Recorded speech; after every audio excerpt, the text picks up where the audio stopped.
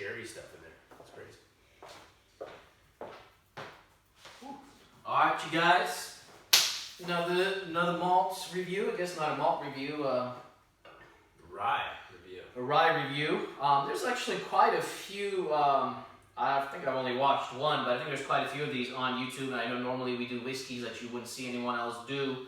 A lot of the times, at least, we do whiskeys. But this was one I heard a lot about. I was talking to a big. You guys have, most of you know this bottle. Old Crow, 11-year-old rye. This is batch 1. Kentucky Owl. Yeah, Kentucky Owl. What did I say? Old Crow. Oh, okay. We're doing an Old Crow later, so I was thinking about that. This is batch 1, 11-year-old. The Kentucky Owl Bourbon goes for a lot of money. The batch 1 especially. This one was $140. Some places are trying to sell it for up to like $250, $300. I expect this will go up in price. It is bottled at 55.3% ABV. So it's a beast of a whiskey. I was hanging out at a whiskey shop, and a big time bourbon collector came in, and he was just seeking these. He had like over 100 bottles already, like just obsessed. And I'm like, wow, he's like, it's better than Pappy, it's this, you have to try it, oh my god, oh my god, oh my god. So we went and sought one out, with someone, he was so excited, and he was a legitimate collector. That does not mean we're gonna like it, but all the buzz around it, I know a lot of other people are saying great things about it, so $140, definitely worth a try. Anyways, this has been breeding for about 15 minutes or so. I know you guys are loving these glasses right here. Mm-hmm. Can't remember what they're called. I know I'm gonna get comments on. We're gonna get comments on Spiegelau. That Spiegelau. That's what it German, is, right? Spiegelau. Yeah. I think we ordered these from Germany too. Beautiful glass. Yeah. Probably not your ideal nosing glass, but it's a fun glass to drink out of. So as long as we have a full bottle, we don't mind changing it up in terms of which glass we're drinking out of. It is a really, really fun glass to drink out of and nose out of. It's got a big opening. It's nice and tall here, but I wouldn't say it's the greatest nosing glass of all time, but it's good. It's fun. It definitely, almost like cognac, it shoots everything out nicely. Here's what I think is very unique about this rye, and I know it's rye, but even other rye whiskeys have that rich maple syrupiness to it. And this one doesn't. It doesn't have a very rich maple syrupiness to it. It's got a very velvety, even at 55% ABV, it's got a very velvety nose.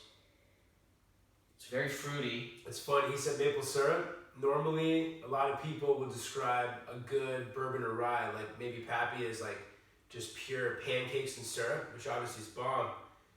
This actually, like he's saying, I would say it's not pancakes with maple syrup. It's like pancakes with vanilla butter, like vanilla honey butter. So you still get kind of like that sweet, that sweet kind of like pastry, kind of crepe-ish pancake element, but there's hardly any maple syrup at all. It's more like silky, creamy vanilla honey butter. It's really, really good. To add to that, those delicious pancakes you described, it's definitely got some beautiful red fruits on there as well. Oh yeah. Super fruity for a rye. Definitely well described. It's almost like that pastry element. The pancakes, you said pancakes. That kind of like sweet bread element to it with the vanilla and the honey and the red berry fruits. Oh yeah, like black cherries, raspberries. Very balanced, kind of half tart, half sweet, so not too sweet. And this doesn't have that explosion of spices. A lot of bourbons, rye whiskeys, a lot of them will have that spicy, rich, big cinnamon. It's not super oaky. It's kind of velvety. Yeah, and smooth. Say that the age is like perfect. Sometimes, if the rye's too young, it's too spicy. If it's too old, it's too woody, too oaky. The age, 11 years, is perfect for this whiskey. palate? Yes, sir. Let's do it. And of course the ABV. We love the 55%.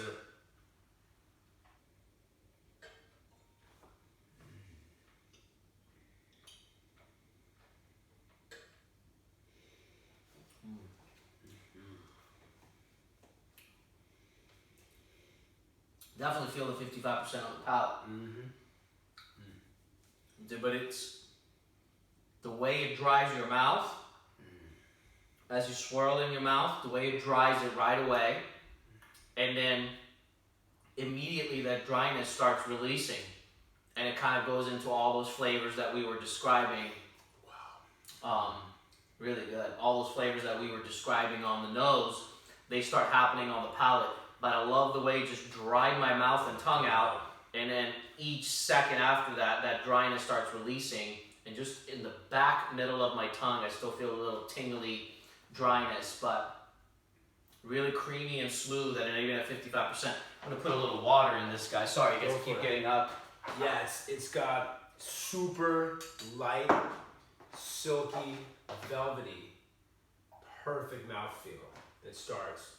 And like Narby's saying, what it does to your mouth, like kind of the light tingle, kind of subtle numbing from the high alcohol, just kind of goes back and forth, in and out, and then just totally dries out the front, the back of your palate moves back and forth, making you just crave another sip, and then your mouth waters.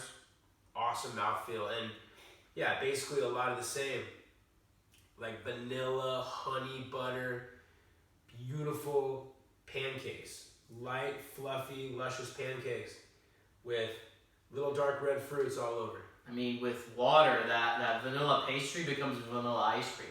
It just continues to get even creamier and sweeter, and it just starts oozing up fruits like sweet oranges and tangerines and peaches. Oh, way more fruits. It definitely needs water. Yeah, it definitely needs 55% at 11 years old.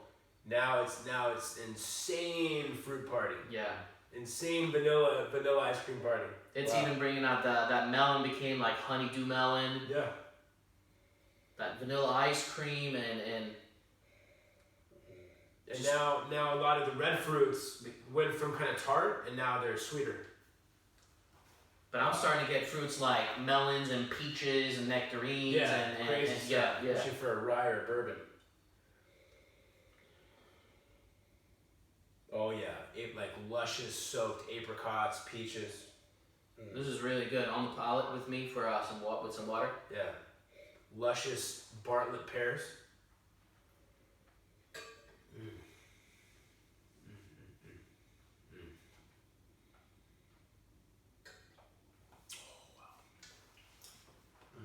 And you see how it's not maple syrupy? It's very different. I know it's a rye. Yeah. It's still a rye. Yeah. It's got for me the perfect amount of wood spice. But it doesn't overtake anything. It's very balanced. But yeah, no, like if you gave it to me, I wouldn't necessarily know right away. This it's a rye or bourbon. This definitely takes water well. You can even put more water in there. It takes water. I think bringing this thing down to like 48% is a good idea. Yeah. At 55%, it's a little strong. Still very unique. I'd try it. But then it definitely improves and brings out so many more fruits. And that finish kind of lingers and lingers. And it's got this unique bitterness in the back of my tongue. And it makes it really, really tasty. We don't like our whiskeys too sweet. So this really works. I think at $140, this is a buy. This is maybe even buy 2 bottles. Yeah, I would. It's really good. I like it a lot. It's around an 88 to an 89 for me. It's almost there. Yeah, and I believe if we let this thing breathe, it'll definitely be an 89. Yeah. For now, I'm going to give it an 88 just to be safe, but that could easily change and go up and approach that 89 level. But excellent. Highly recommend it. I personally want to own a couple bottles of this. Same here. And I'll say the same thing, 88. And just to say that on the second sip, after adding some water to it, actually a little more of the desirable kind of wood spice and kind of sharp crackeriness that you get from a rye showed up in the back, and it actually added a lot to all the fruits and kind of the pancakes and the crepe and the baked elements that were already there. So just pretty awesome. Pretty awesome. Great whiskey. Seek this out. I know here in Southern California, these were kind of selling out at a lot of shops, and then recently, within the last week or two, I noticed some of shops started bringing it in again. So I don't know if it says on here how many bottles there are. I don't think it does, so I'm assuming there's quite a few since the new batch kind of came in, and they're all batch 1, so it's the same batch.